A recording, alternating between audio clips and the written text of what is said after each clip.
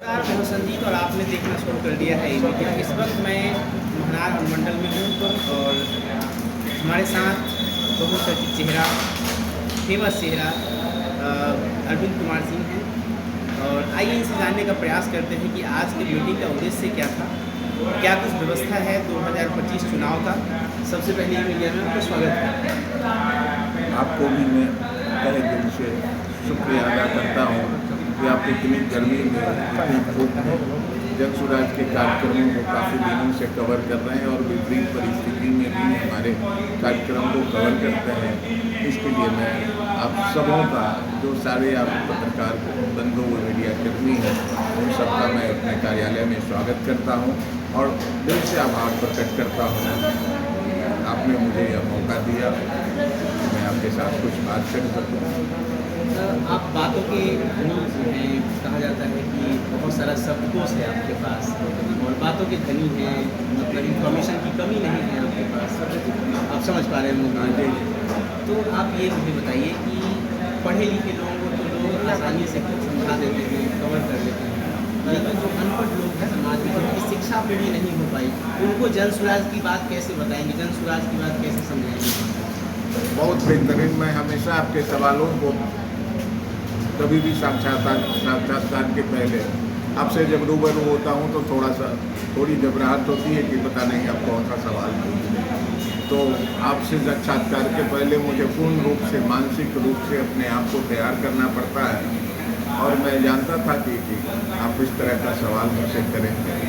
मैं आपको बताऊं कि अभी तक जो जनमानस की बात है कि पढ़े लिखे लोग ज़्यादा जल्दी समझ जाते हैं, मेरे समझ से यह बात आज के परिप्रेक्ष्य में बिल्कुल बेमानी है। इसका कोई औचित्य नहीं है।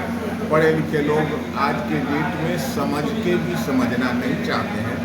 इसलिए नहीं समझना चाहते हैं कि कहने के लिए तो एजुकेटेड है, लेकिन वास्तव में देखा जाए तो कहीं ना कहीं वह वैचारिक मानसिक गुलामी से पीड़ित है। कोई आदमी भाजपा की मानसिक गुलामी से पीड़ित है, कोई आदमी राजद की मानसिक गुलामी से पीड़ित है, कोई आदमी कांग्रेस की मानसिक गुलामी से पीड़ित है, कोई आदमी उनके विचारधारा के गुलामी से पीड़ित है या प्रेरित है।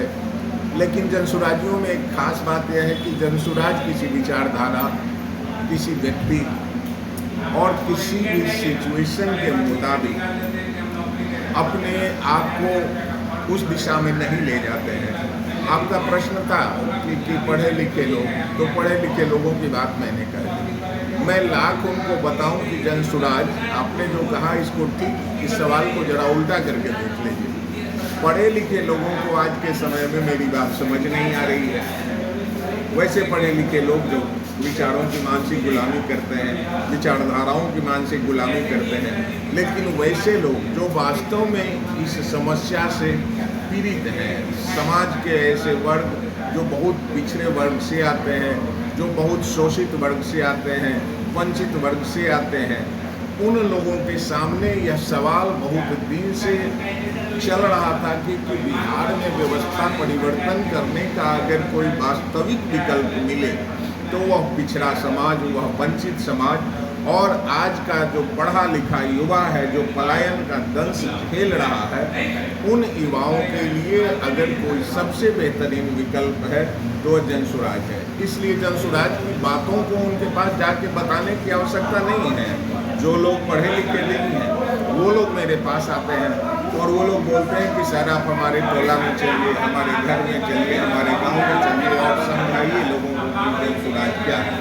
चूँकि वो इस बात को समझ रहे हैं कहीं ना कहीं कि आखिरकार उनका अगर कोई खड़ा करने वाला है, उनके बात को अगर कोई उठाने वाला है, उनकी समस्याओं से अगर किसी को मतलब है तो वह जनसुराज पार्टी है। आज के भारत में महिलाएं बहुत सशक्त हैं, ताकतवर हैं, ऐसा माना जाता है। दूसरी तरफ कभी मैंने देखा आप सबके हैं ही, सब कोष है आपके पास, तो कोषों को मनाना आज के भारत में बड़ा इजी सा है।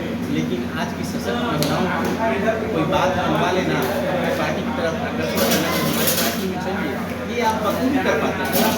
सवाल इसलिए आपसे कर रहा हूँ कि जब पहाड़ के फिल्म दिलीप सिंह के फिल्म में जब प्रशांत किशोर जी का ये हुआ तो वहाँ पर बहुत गुस्से में थी महिलाएं इस बात को लेकर के, और सारे लोग परेशान थे, और आप आए और आप आते ही जो है सो 2 मिनट में उन सबको जो है मतलब आपने उन्हें प्रतिष्ठा के साथ जो है उसमें चुप करवाया, और फिर मुख्य धारा से उनको जोड़ करके और नॉर्मली वहाँ से जो समस्या थी उसको दूर किया। तो महिलाओं को कैसे आप जो है सो बातें बहुत बेहतरीन सवाल है। मैं बार बार कहता हूँ कि आपका प्रश्न बड़ा उलझाने वाला होता है, लेकिन जनसुराजी है कि उलझते नहीं है, मामले को सुलझा देते हैं। मैं आपको बता दूँ सत्य क्या है। सत्य यह है कि बिहार की अभी जो जनसंख्या आप देख रहे हैं मेरे पत्रकार बंधु, उस जनसंख्या में जिनको आधी आबादी कहते थे, तो आधी आबादी से ज़्यादा लोग जो हैं वो महिलाएं, कहने का मतलब आधी आबादी महिलाओं के थी। अब जो बच्चे हैं उनके, वो सारे के सारे बिहार में हैं। आप हमारे कोई भी जनसभा को देखोगे, किसी भी जनसभा को देखोगे, तो उसमें महिलाएं अधिक मिलती है। यह जनसुराज का कोई बहुत बड़ा उपलब्धि नहीं है, यह बिहार की बदतर स्थिति का परिणाम है कि अब गाँवों के परिप्रेक्ष्य में मैं जब पदयात्रा में था उस वक्त से देख रहा हूँ, मैं जब सभाएं करता हूँ उस वक्त देखता हूँ, मैं जब गांव में जनसंपर्क करता हूँ तो उस वक्त देखता हूँ कि अब लगभग बिहार के हर गांव में महिलाएं, बच्चे और बुजुर्ग ही बच गए हैं। तो जो सभा की बात आपने की, चूँकि बुजुर्ग शारीरिक रूप से असमर्थ होते हैं सभा में जाने में, और बच्चों को लोग नहीं ले जाना चाहते हैं कि चूँकि सभा में कभी भगदड़ हो, किसी स्थिति का सामना करना पड़े, तो इसलिए सभाओं में ज़्यादा से ज़्यादा महिलाएं देखी जाती हैं। और इसलिए महिलाओं को आज के डेट में समझाना नहीं है, वो भली भांति समझ रही है कि अगर कोई पार्टी उनका भला करेगी तो वह जनसुराज पार्टी, हमारे पार्टी के जो 5 काम हैं मैं आपको बता देना चाहता हूँ और दिखा भी देना चाहता हूँ। वह महिलाओं के लिए हम जो कार्यक्रम करने जा रहे हैं कि महिलाओं को हम सस्ता ऋण देने जा रहे हैं। आप किसी भी कौम का विकास, किसी भी इंसान का विकास, किसी भी जाति का विकास तब संभव है जब उनके हाथ में रोजगार हो। और महिलाओं की जो स्थिति है बिहार में, आधा से ज़्यादा महिला बिना रोजगार के हैं। बिना रोजगार के इन द सेंस आप इसको इस भाव में ले सकते हैं कि महिलाओं का काम सिर्फ घर में खाना बनाना, बच्चों को पढ़ाना नहीं।